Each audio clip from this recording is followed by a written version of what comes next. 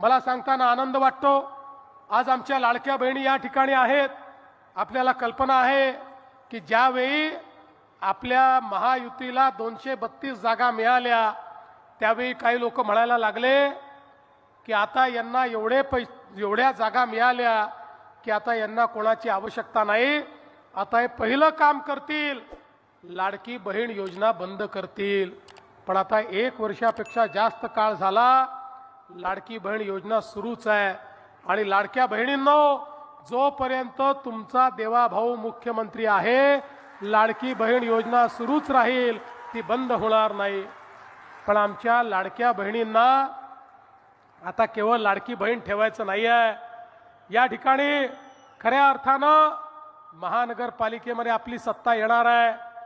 आता आपल्या मोदीजींनी सांगितलंय आपल्या बहिणींना आपल्याला लखपती दीदी बनवायचं आहे। महाराष्ट्रामध्ये आम्ही 50 लाख लखपती दीदी बनवून टाकल्या। आता अजून 50 लाख पुढच्या 2-3 महिन्यात तयार होणार आहेत। 1 कोटी माझ्या बहिणी या लखपती दीदी होत आहेत। आणि म्हणून आमच्या बचत गटाच्या काम करणाऱ्या ज्या बहिणी आहेत त्यांच्याकरता विशेष बाब म्हणून उमेद मॉल आपण दिलेला आहे।